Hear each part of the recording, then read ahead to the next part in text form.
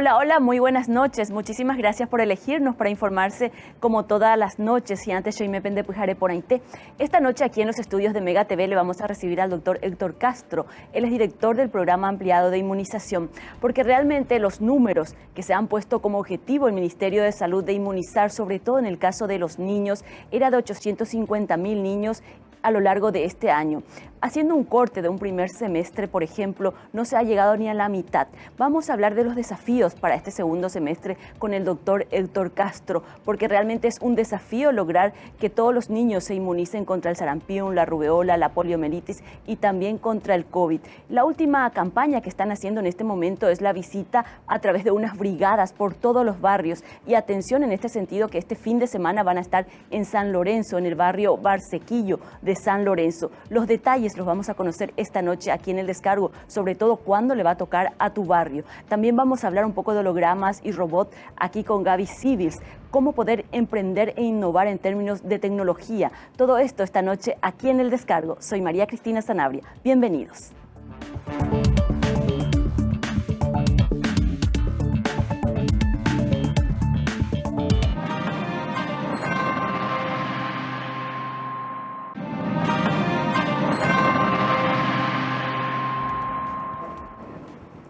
Y como les decía, nos acompaña aquí en los estudios de Mega TV el doctor Héctor Castro. Él es director del programa ampliado de inmunizaciones, el PAI, para actualizar un poco los números en este segundo semestre del año que arrancamos.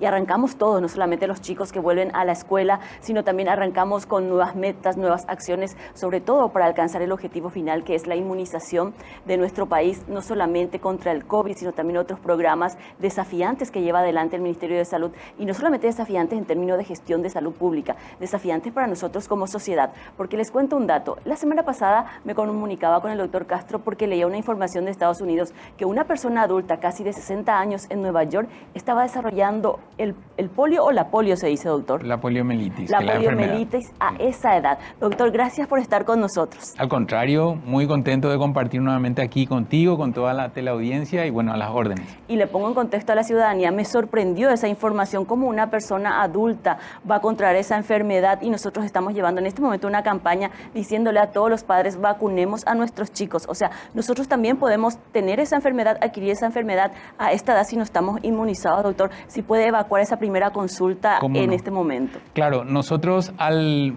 vacunar a los niños, como es una vacuna por vía oral, hay también una eliminación por la materia fecal.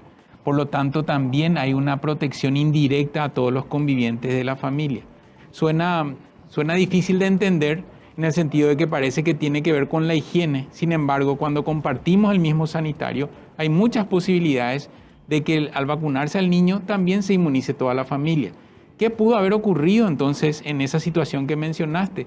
Que hay una cobertura baja de vacunación frente a esta enfermedad, que nosotros lo vemos como distante porque decimos, pero hay casos en Pakistán, en Afganistán, no habría necesidad de insistir tanto con esta campaña. Sin embargo, ahora lo vemos.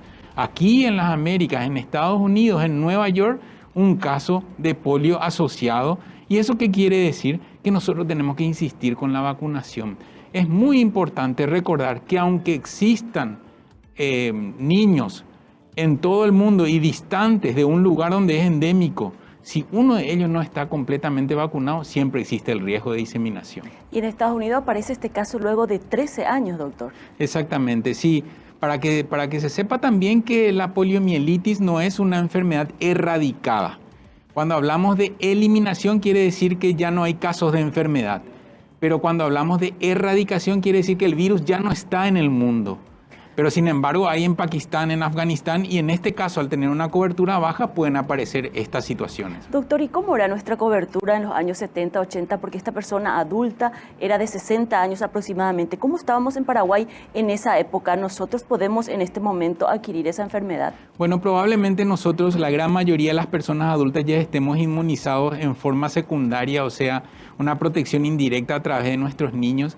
Hay que recordar que los programas se consolidaron en la década del 70, 80, 90, a partir del 2000 las grandes campañas. Eso hicieron que, por ejemplo, no tengamos ya poliomielitis desde 1985. No tenemos poliomielitis en Paraguay. Desde 1985 quiere decir que Eso trajo una serie de trabajos previamente para alcanzar esto de la eliminación de la enfermedad. Ese caso fue en San Pedro en 1985. A partir de ahí ya no tuvimos. En 1998 fue el último caso de sarampión en nuestro país. Y hay sarampión en el Brasil, recientemente en la Argentina. Por lo tanto, nosotros, a pesar de que tanto tiempo no exista la enfermedad y tengamos un certificado de que nosotros estamos libres de esa enfermedad, no podemos relajarnos, tenemos que insistir con la vacunación para que no se vuelva a introducir. Y esta campaña contra el sarampión, la poliomielitis y también la rubeola que están llevando adelante y que recuerdo hablábamos aquel 7 de abril, el Día de la Salud, justamente como un lanzamiento de toda la campaña. ¿Cómo ha avanzado y cuáles son las metas para este segundo semestre del año? Bueno, nosotros de aquella oportunidad a ahora nosotros hemos aumentado casi un 20%. Es un dato muy importante a sabiendas de una situación muy desafiante que se trata de la confianza en las vacunas. Estamos nosotros en un debate importante con la población en cuanto a la confianza en las vacunas. Y además, esto trajo aparejado que la estrategia que intensificamos sirvió. ¿Y cuál es? La de brigadas y vacunación casa por casa. Por ejemplo, el domingo vamos a estar en Barsequillo, vamos a estar en San Lorenzo, vamos a estar haciendo un trabajo intenso de vacunación como un barrido, donde ya hay un perifoneo previo, ya hay una comunicación con los líderes vecinales. Estuvimos en Luque en la semana pasada. Pero no escuché el perifoneo. No, porque eran en barrios donde encontramos nosotros que había baja cobertura. Ok, en mi barrio ya todos nos vacunamos. Bueno, y me alegro que sea así. Pero de igual manera, siempre la recomendación es que no solamente a nivel poblacional, me refiero a barrios, distritos, o regiones, sino que también analicemos cada uno en la familia, ¿verdad? Cómo estamos y acerquémonos a los servicios si es que nos llegan las brigadas, porque tal vez esté en el barrio con una cobertura alta y otros necesiten más, entonces nosotros focalizamos a estos sectores. Sin embargo, hay familias que pueden no tener sus chicos un esquema completo. Así alentamos también que se acerquen a los servicios. ¿Dónde la gente puede saber o conocer el cronograma de visita en los barrios? ¿Lo hacen solamente fin de semana? Por ejemplo, ahora atención Barsequillo, atención San Lorenzo. Si hay otro barrio, por ejemplo, de la zona de calle y que estén interesados en ese tipo de servicio, ¿lo pueden solicitar o está en la planificación? No, nosotros vamos a compartir eso, Cristina, realmente a través de las redes del ministerio y a través de ustedes. Oficialmente estamos terminando el día de hoy lo que se refiere a San Lorenzo. Cada región sanitaria, o sea, cada departamento elige un municipio y todos van a este municipio y eso se hace una semana o dos dependiendo de la densidad poblacional y eso obviamente va a estar calendarizado como lo habíamos hecho con las escuelas, ¿verdad? Entiendo. Entonces eso está trayendo una triplicación de dosis aplicadas porque nos acercamos a los padres no solamente una vez, nos vamos 3 veces, Cristina. ¿Sabes cómo hacemos? Primero nos vamos a avisar, después llegamos y después hay otro grupo que vuelve a ver quién no se vacunó y pregunta por qué. Entonces eso nos ayuda a nosotros a planificar una revisita. Por ejemplo, encontramos que no se vacunaron algunos niños porque los padres trabajan. Entonces preguntamos cuándo están y están un sábado o un domingo o están en un horario más allá de las 5 de la tarde. Entonces, de acuerdo a eso, se hace una revisita ya más dirigida para que ningún niño esté sin este derecho que es vacunarse y proteger su salud, ¿verdad? Doctor, en estas visitas casa por casa que están haciendo, ¿solamente hablan o llevan adelante la campaña de la vacunación contra el sarampión, la rubeola, la polio, o también ya va la vacuna contra el COVID? No, nosotros estamos llevando todo el programa regular de los niños. Hemos aplicado, por ejemplo, vacunas contra meningitis, vacuna contra difteria, exactamente, así también la vacuna contra COVID, haciendo la salvedad siempre para toda tu audiencia que las vacunas contra COVID siempre nosotros solicitamos el consentimiento. Sin embargo, las otras ustedes saben que es del programa regular, que obviamente está incluso respaldado por la ley de vacunas. Entonces hay que diferenciarlo bien porque de repente puede haber confusión. Y siempre vamos a aclarar cuál es la vacuna, vamos a mostrar el frasco, estamos plenamente identificados, incluso nos sentamos a charlar con los padres para que realmente se disipen todas las dudas. Doctor, cuando me habla de dudas y de que en este momento ya hay como un debate, no sé si totalmente sobre la mesa y todos hemos puesto las cartas sobre la mesa, pero hay un debate en torno a la credibilidad de la vacuna. Eso se generó contra la vacuna del COVID, pero afectó al programa regular de inmunización, a las otras vacunas. Sí, lastimosamente sí. Al principio, para recordar a toda la teleaudiencia, Cristina, en el 2019 la OMS había sacado las 10 amenazas más importantes de la salud pública. Para citarlos nada más, entre ellas estaba dengue, entre ellas estaba la pandemia de influenza, no se sabía lo que venía después, que era el COVID, entre ellas estaba la resistencia a los antibióticos de las infecciones y estaba también la reticencia a las vacunas, o sea, el hecho de postergar la vacunación. En ese momento ya se establecieron estrategias en el mundo.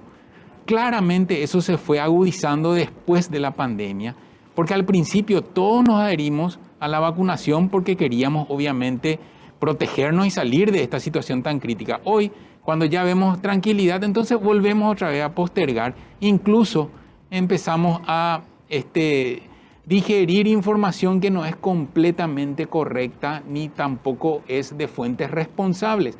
Y eso hace que las personas crean que el resto de las vacunas también se pueden postergar. Y eso atenta muchísimo contra la salud de nuestros niños, porque imagínense tener un caso de sarampión nada más en nuestro país. Un caso de sarampión puede contagiar a 18 personas y cada una de ellas a 18 a su vez. O sea, esto puede ser muy grave si es que nosotros no atendemos a completar la vacunación de los niños. ¿Y cuántos niños nos faltan si hablamos de que el objetivo al inicio del año era vacunar al 95% de los niños de Paraguay contra el sarampión, la rubeola y la polio? ¿Cuántos vacunados tenemos y cuántos nos faltan? Nosotros estamos llegando a un 47% ahora. En aquella oportunidad cuando charlamos estaba un poco más del 32%. 42%. 42%, bueno, entonces ahora estamos con un 47%. Eso habla también de una situación que estamos corrigiendo, que es el registro nominal. ¿Cuál es lo que es el registro nominal para la audiencia? Es esto que tiene también Cristina, que nosotros cargamos en la tablet y eso directamente impacta en los registros electrónicos y de esa manera también son datos absolutamente transparentes y reales, ¿verdad? Y eso hace también que muchas veces la jornada laboral pueda transcurrir por una zona con una señal inestable de internet o hacer una vacunación masiva y después recién cargar. Esta actualización hace que muchas veces no esté reflejado. Esperamos nosotros en este mes de agosto intensificar tanto la carga de datos como la vacunación en sí para alcanzar lo que estamos pretendiendo, ¿verdad? 40 ¿y cuánto por ciento me dijo, doctor? Ahora estamos 47. 47% Sí. de aproximadamente 850.000 niños. Sí, sí. Nos faltan casi más de 400.000 todavía. Nos faltan más de... Sí, Más de la mitad. ni la mitad hemos alcanzado en ese sentido. Como había, en una oportunidad había visto una promoción de una empresa que decía, somos el segundo en el ranking, decía. Parecía un anuncio muy modesto, ¿verdad? Pero decía, y por esa razón le ponemos más garra, decía.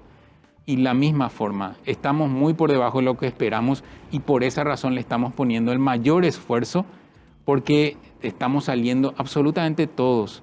Incluso tenemos el apoyo también de la Defensoría Pública en aquellas situaciones donde los padres se niegan en la vacunación obligatoria de los niños.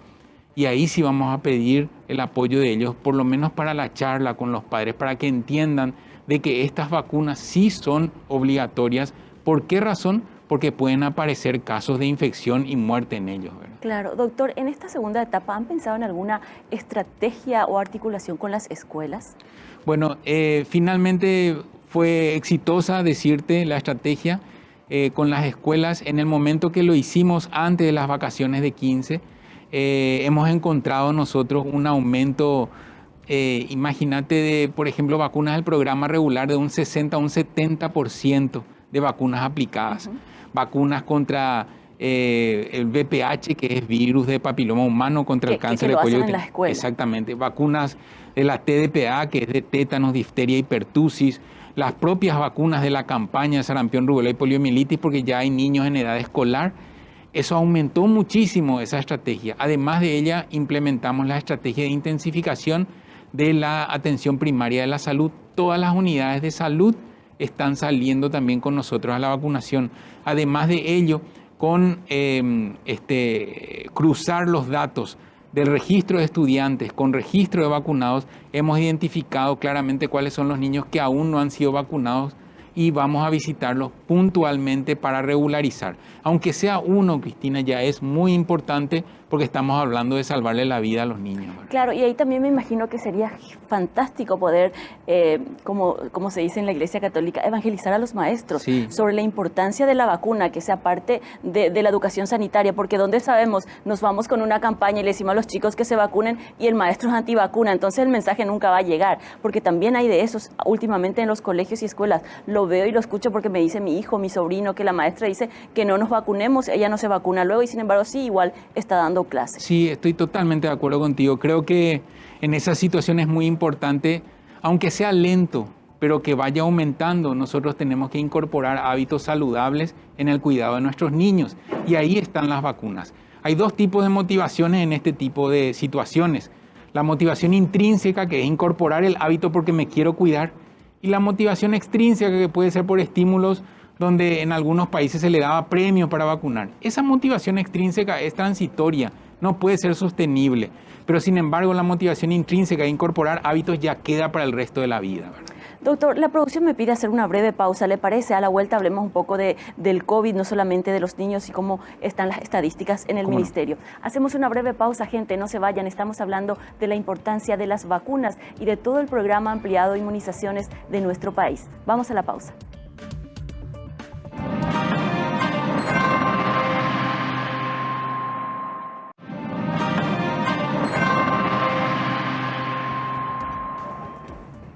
Esta noche le estamos recordando la importancia de la inmunización, no solamente contra el COVID, que es una cuestión latente todavía, sino formar parte de esta campaña contra el sarampión, la rubeola y la poliomielitis. Pero ahora vamos a centrarnos un poco de lo que nos toca con el COVID, doctor.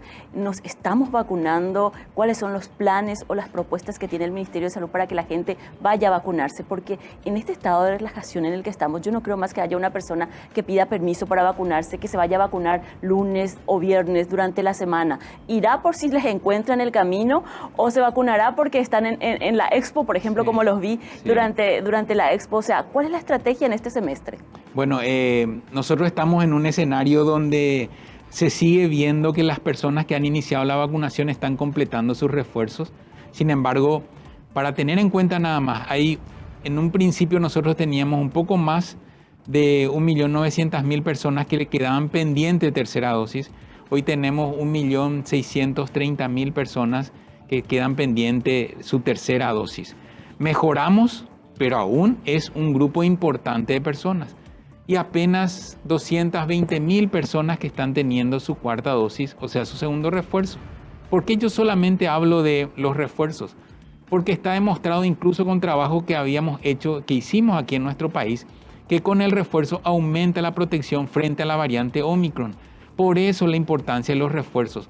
No es que no haya servido las vacunas que te aplicaste, nada más hay que pensar, hace un año nos aplicamos las 2 dosis y después nos dejamos de aplicar, pero ingresó una nueva variante. Con el refuerzo, como que revitalizás esas defensas y evitas la internación. Tenemos que conseguir eso. ¿Por qué razón? Para evitar que aparezcan más variantes. Entonces, en este tiempo, hasta el 31 de agosto, hacemos una intensificación de la vacunación, de la campaña contra sarampión, rubéola y poliomielitis, del Plan Nacional de Vacunación contra COVID, y posteriormente vamos a embarcarnos en lo que se refiere darle ya el mayor énfasis a los refuerzos. Incluso, para decirte, Paraguay está en conversación y ya con contratos de adquirir vacunas que tengan la variante Omicron en su composición ya en el último trimestre del año. ¿Por qué? Para que nosotros ya en el año que viene tengamos el refuerzo que corresponde, como si fuese la vacuna de influenza, ¿verdad? O sea, si viene eso en el último trimestre del año, para las personas que tenemos la cuarta dosis, sería nuestra quinta dosis. Probablemente ya no tenemos que hablar de número de dosis, sino que ya de dosis de la temporada, de acuerdo a las variantes, hasta que esto se pueda controlar, como lo es en influenza, que sea previsible, en el tiempo que hay que vacunar específicamente, o en el mejor de los casos que se elimine. Sabemos que eso va a ser muy difícil porque este virus vino para quedarse pero tenemos que controlarlo con la vacunación. Así que el número de dosis a partir del último trimestre probablemente ya sería refuerzos correspondientes a la temporada, ¿verdad? Y por ejemplo, las personas que tuvo solamente una dosis de la vacuna contra el COVID o una segunda dosis, igual puede ya aplicarse directamente ya ese refuerzo de diciembre. Absolutamente, no importa cuánto tiempo te demores, lo importante es que completes. Cuanto antes mejor, lo sabemos. Tengo 4 dosis, creo que también tenés 4 dosis. Eso hace que nosotros, a pesar de estar contagiados, no nos internamos, seguimos trabajando. El periodo que tuvimos la infección duró 1 o 2 días como mucho y después ya a salir a trabajar no le exponemos a nuestras familias. Entonces, por lo tanto, hablar de las bondades de las vacunas y enfrentarlo a lo que es la seguridad, porque los datos notificados hablan de efectos que se relacionan con el dolor en sitio de inyección, dolores musculares y un poco de fiebre. Más que eso no, por lo tanto, más que nunca tenemos que recomendar la vacunación. Doctor, además de ciertas cuestiones que tienen que ver con la eficacia de la vacuna y otras cosas que sostienen las personas que están en contra de las vacunas, también quisiera volver a preguntarle sobre el tema económico que representan las vacunas. Hablaba el ministro Borba, y creo que fue tapa de todos los diarios, cuando decía, si no nos vacunamos a un ritmo sostenible, unas 600.000 vacunas para agosto se perderían, y eso es tocarle también el bolsillo al país, y cuando se toca el bolsillo al país nos tocamos todos el bolsillo. Cierto. Y a veces al paraguayo sí le llega cuando le decís, se va a perder tantos millones si no te vacunas. ¿Esa cantidad de vacunas se mantiene, se van a perder, o hemos logrado disminuir con esta campaña que están haciendo en el interior del país? Creo que también estuvieron en la Expo. Exacto, sí logramos a administrar más dosis. Coincidió también con el aumento de los contagios, Cristina. Eso hizo que quede, como habías mencionado anteriormente, quede latente y tangible el hecho de que aún hay casos y con la vacuna no me voy a internar. Eso hizo que aumente el número de vacunados y además la intensificación que hicimos en todos los departamentos. Hoy tenemos, no quiero ser preciso con los datos porque realmente las dosis están administradas en los vacunatorios. Claro. Pero sí decirte que hace un par de semanas, un poco más, teníamos ya alrededor de 200.000 de aquellas 600.000 que estaban en peligro.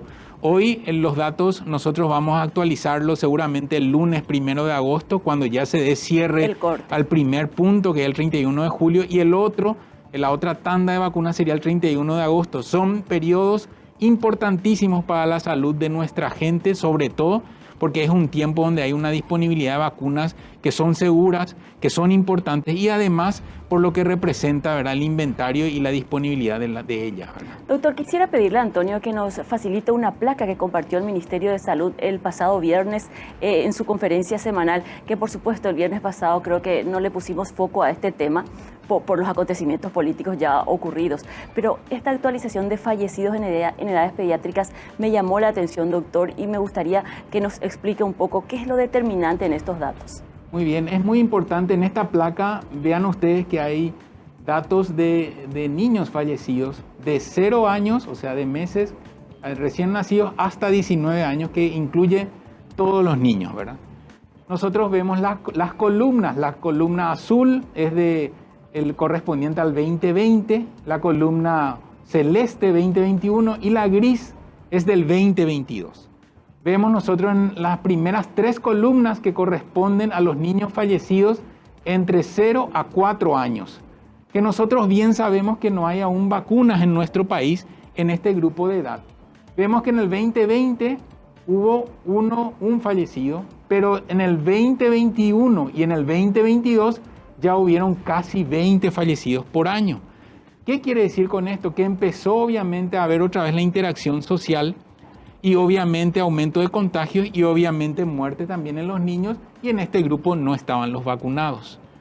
Ahora vamos al siguiente grupo, de 5, no, la anterior por favor. En 5 a 9 años vemos nosotros la columna azul, la celeste y la gris. Sí. Vean ustedes que no hay cambios prácticamente en los grupos en cuanto a fallecidos, a pesar de la interacción social, a pesar de que hablamos de niños en edad escolar que fueron a la escuela. ¿Y cuál es el impacto entonces? La vacunación. ¿La diferencia cuál es? La vacunación. Estos niños fueron a la escuela, pero fallecieron en un número mucho menor. ¿Por qué razón? Porque había un buen grupo de vacunados. Vamos al siguiente grupo, de 10 a 14 años. ellos se aplicaron incluso antes que el resto. Por eso hay un enlentecimiento en relación, pero también tuvieron una interacción social anticipada a los niños en edad escolar, así como los de 15 a 19 años. Entonces nosotros vemos que en el 2022, para recordar nada más, en el 2022 iniciamos nosotros la vacunación en los niños. Recordarás, antes del inicio de la actividad escolar. Sí. Ahí recién. En los adolescentes empezamos antes. El año pasado. Exactamente.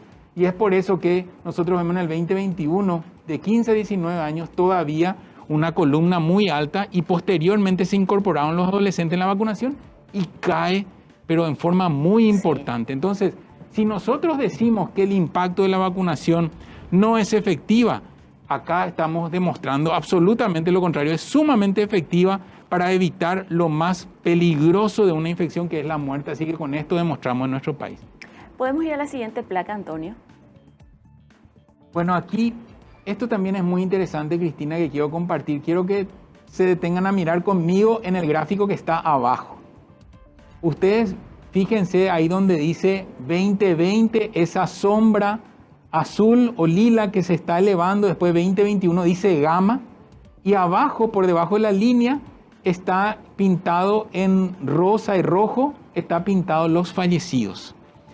O sea, en la franja lila están los contagiados, en la franja roja están los fallecidos. Ya. Eso fue en el 2021. Posteriormente iniciamos la vacunación, recordarán, en el 2021. Y ahí empezó la variante Omicron en el 2022.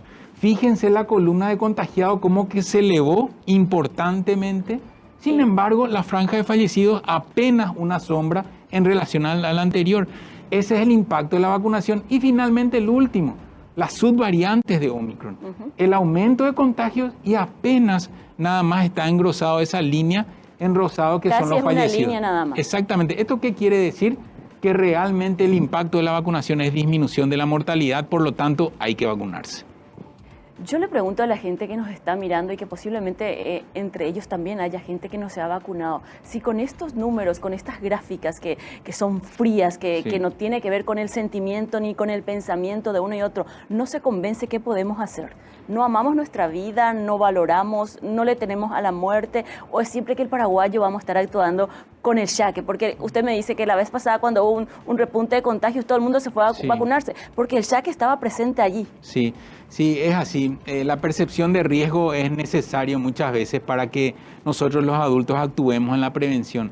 Y la percepción de riesgo tiene mucho que ver con la educación y la formación, doctor. Cierto. Cuanto más las personas no tienen un nivel de formación, escuela, colegio, universidad, su percepción de riesgo es menor, parece que todo está bien. Eso tiene que ver con la ignorancia. Sí, absolutamente. Nosotros tenemos que trabajar, Cristina, en lo que se refiere a incorporar este hábito de cuidar nuestra salud, que son las vacunas. No importa si es lento, hay que dejarlo que se perpetúe y que se trascienda de generación a generación. ¿Por qué razón? Porque ya sabemos el impacto más importante. Esto va a quedar en la historia, Cristina, y después se va a utilizar como ejemplos de clases de vacunas, pero nosotros lo vivimos. Hoy a lo mejor no le damos la trascendencia que merece, pero posteriormente lo vamos a recordar como un buen hecho y de un impacto altamente positivo. Doctor, para ir cerrando este bloque, y siempre nosotros muy agradecidos porque usted nos viene un poco a enseñar aquí las cosas y a compartir con nuestra audiencia, ¿podemos recordar a la audiencia dónde se pueden vacunar contra el COVID en este momento? Y otra vez los requisitos, y también quiero aprovechar y decirle a los papás cuándo tienen que vacunar contra el sarampión, la rubeola y la poliomielitis. ¿Cómo no? Nosotros tenemos el primer dato importante, es que tan solo pueden llamar al 138, que es el call center, donde nosotros podemos evacuar todas sus dudas, recibir sus quejas o sus solicitudes si es que desean que una brigada vaya hasta su casa. Entonces les invito a que llamen al 138. Además, tenemos la información disponible en las páginas en vacunate.gov.pi. Y recordarles que en Capital, por ejemplo, estamos en el vacunatorio de la 18ª región sobre la Avenida Brasil, al costado del Ministerio de Salud. Estamos en San Pablo, estamos en Lomaputá, estamos en el Hospital de Trinidad sábado y domingo, estamos también en Barrio Obrero. Recordar que estamos en el shopping, en Mariscal López, estamos en el Multiplaza. O sea, nosotros estamos tratando de llegar a ustedes. Estuvimos en la Expo acompañándolos, Sabemos que la visita a la Expo no es para vacunarse, pero muchísima gente, casi 2.000 personas se han vacunado en la Expo. Doctor, nosotros que estuvimos en la Expo y vimos a la gente de Mostaza, no sé si puedo decir comercialmente, pero bueno, a un comercio que estaba allí, sí, donde los trabajadores se vacunaban 8:30, 9 de la noche, porque era el horario del programa, ¿verdad? Estaban vacunándose y justo lo miramos con Antonio y se están vacunando contra el COVID. Realmente es un trabajo loable. Gracias. Es un esfuerzo que hicieron los compañeros que estuvieron desde la mañana hasta las 10 de la noche, de lunes a lunes. Vamos a continuar con esto, siguiendo un poco con tus consultas, Cristina. Recordar a los padres que tan solo se requiere la cédula de identidad para la campaña de vacunación contra sarampión, rubéola y poliomielitis, porque son vacunas del programa regular, son vacunas obligatorias en la infancia. Así que es muy importante que cumplamos en velar el derecho de los niños en la protección de la salud. Recordar también que en este momento, esta intensificación, vamos a recorrer los barrios y vamos a ir anunciando en qué momento va a tocar tu barrio. Este domingo vamos a estar, por ejemplo, en Barsequillo San Lorenzo. Sábado y domingo, doctor. Sí, y nosotros vamos a recorrer primero anunciando, después el domingo ya yendo con una cantidad de brigada importante. Más de 100 personas vamos a estar visitando ese barrio. Así también estuvimos en Coronel Oviedo, estuvimos en Caaguazú, estuvimos en Alto Paraná, que estuvo recorriendo también Ciudad del Este, otra vez va a seguir la planificación. Así también en Itapúa, estuvieron recorriendo Encarnación. En todas las regiones se está eligiendo un municipio y dentro del municipio a su vez un barrio. Así que tenemos que estar atentos, vamos a anunciar esto también, ¿verdad? Doctor, en este trabajo forma parte también el equipo del doctor Carlos Rodríguez del CIR, que también hace un trabajo de visita casa por casa, incluso establecimientos de trabajo. Sí, el doctor Carlos Rodríguez, todo el equipo del CIR y de USAID nos están apoyando con 100 vacunadores distribuidos en brigadas. Además, gracias a ellos estamos recorriendo el interior, Cristina, haciendo conversatorios con tus colegas, con los periodistas locales. ¿Estuvieron en San Pedro? Estuvimos en San Pedro, estuvimos hablando con los comunicadores locales, una experiencia fantástica porque ellos nos decían como crítica, ¿verdad? Nosotros actuamos como una caja de resonancia de lo que ustedes dicen en Asunción, pero nuestra realidad muchas veces es diferente. Así que hay que contextualizar también la comunicación y celebraban el hecho que estábamos conversando para recibir crítica e ir mejorando esto de la comunicación. Imagínate, doctor, que para nosotros los que estamos acá en Asunción era difícil hablar contigo, me imagino allá en San Pedro, lo que te habrán reclamado, doctor, ¿verdad? No, pero somos varios, Cristina, somos varios, pero es cierto, uno tiene que estar siempre atento a los requerimientos de ustedes. Lastimosamente hay cuestiones de lo que es el trabajo diario que nos impide, pero para nosotros es un placer, porque a través de ustedes se llega la información en la gente. Muchísimas gracias, doctor, por estar aquí, muy amable con Mega TV como siempre. Al contrario, el agradecido soy yo. El doctor Héctor Castro con nosotros aquí en Mega TV, es director del programa ampliado de inmunización, a quien agradecemos su visita y toda la información que ha compartido esta noche con nosotros.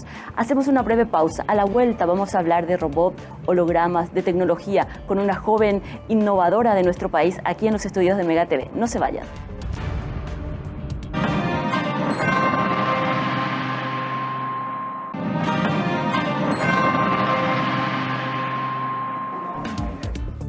Y para cerrar el programa esta noche, ¿qué les parece si hablamos de hologramas, robots? ¿Y se imaginan con quién vamos a hablar?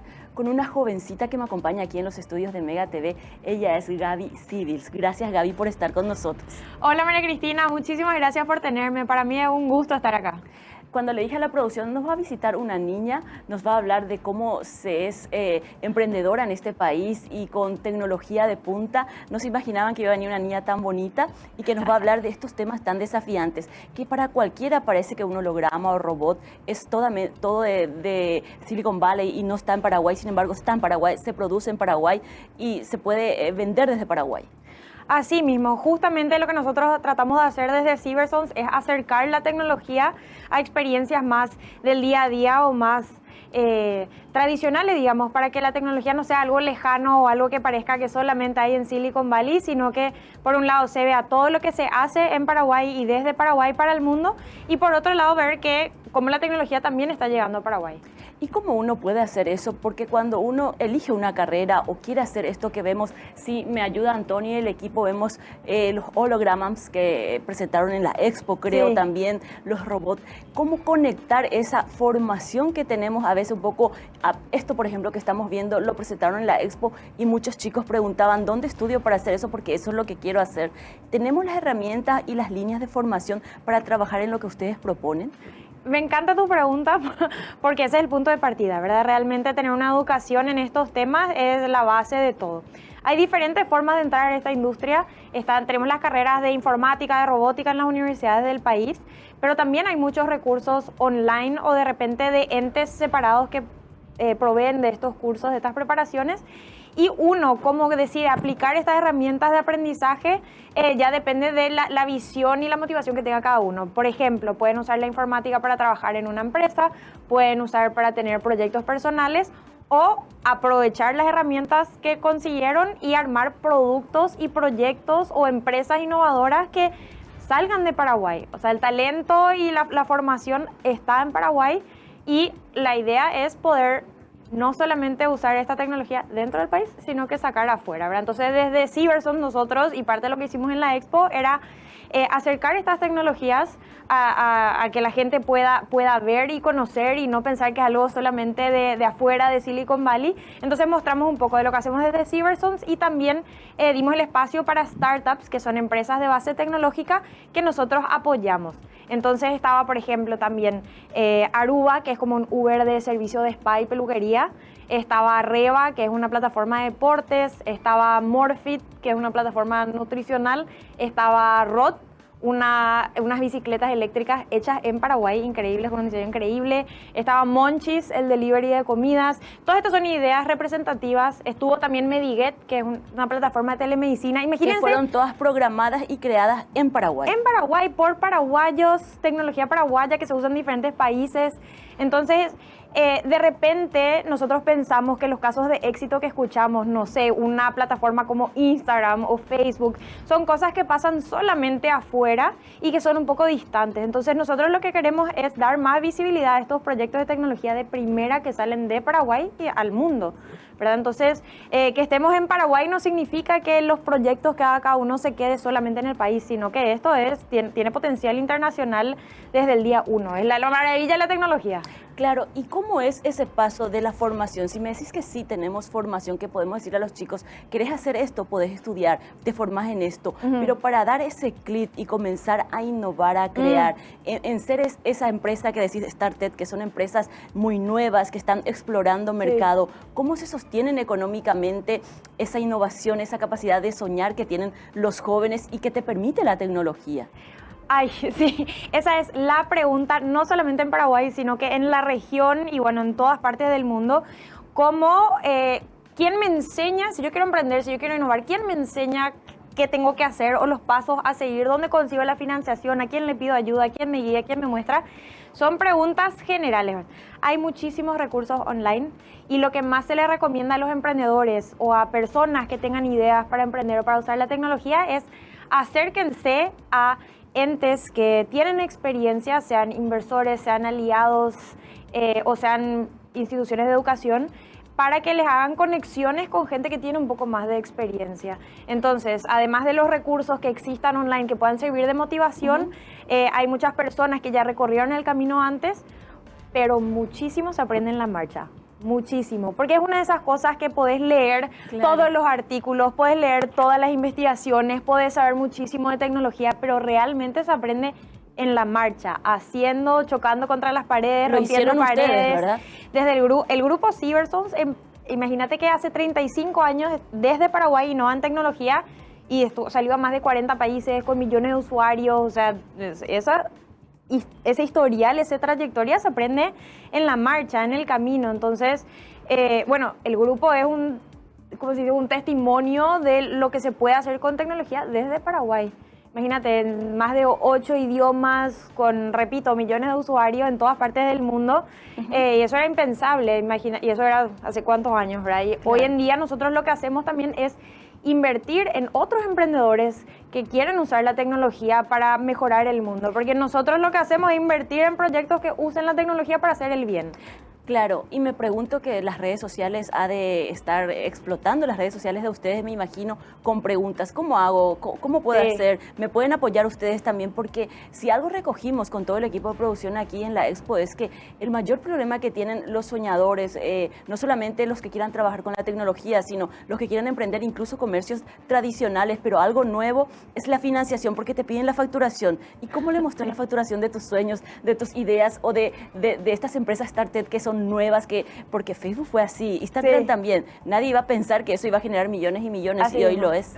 Así mismo, y una de las principales razones por la que es difícil conseguir financiación es porque son proyectos riesgosos. Como vos dijiste, están comenzando y como son proyectos innovadores, están creando algo totalmente nuevo, o un producto totalmente nuevo, o un modelo de negocio que todavía no se comprobó. Entonces, para instituciones financieras tradicionales es muy alto el riesgo para proveer algún préstamo o algún crédito. Entonces, ahí es donde aparece el Venture Capital, que es lo que hacemos también desde Cybersons, que es la financiación a este tipo de proyectos que usan la tecnología como base tecnológica, que es un tipo de inversión que no es tradicional y que es de súper alto riesgo, porque puede ser que el proyecto no funcione. Claro, que fracase. Que puede ser que fracase el proyecto, pero si llega a funcionar el proyecto, puede crecer tanto como creció Facebook, como creció Instagram, que vale la pena. Entonces es un tipo de inversión en que los inversores estamos dispuestos a correr ese riesgo, esa apuesta por los emprendedores, a ver cómo de grande puede llegar a ser su sueño y cómo pueden hacer esa visión una realidad. Gaby, ¿y en la región o en toda Latinoamérica o experiencias en Europa, además de los inversores que son ya ustedes y que ponen apuesta ese capital en riesgo prácticamente, hay líneas desde el Estado o de instituciones como CONACYT que financian este tipo de sueños, de ideas nuevas? Así es, hay todo el tiempo diferentes instituciones van sacando premios, programas, muchas veces competencias, algunas son en base a aplicaciones y algunos procesos un poco más rigurosos de distintos tipos de apoyo. Entonces, en base a lo que el emprendedor esté buscando, muchas veces una de estas opciones le conviene. Hay algunos premios también. Estos premios no piden un porcentaje de la empresa a cambio. Una inversión sí te va a pedir un porcentaje de la empresa a cambio. Entonces nosotros lo que siempre le tratamos de aconsejar a los emprendedores es que a la hora de conseguir financiación, asegurarte de que el que te va a financiar sea un buen aliado para vos. Que no sea solamente alguien que te da el dinero y por eso te querés aliar, porque hay que acordarse que uno le está entregando un porcentaje de su empresa. Entonces hay que asegurarse que las visiones estén alineadas y bueno, y que sea una buena alianza y un buen partnership, como se dice. Pero respondiendo a tu pregunta, además de los inversores privados que existen de Venture Capital, hay muchos países también que están fomentando cada vez más este tipo de inversión. Por un lado, haciendo inversiones directas en emprendimientos y por otro lado, fomentando a que haya más inversionistas que apoyen a emprendedores.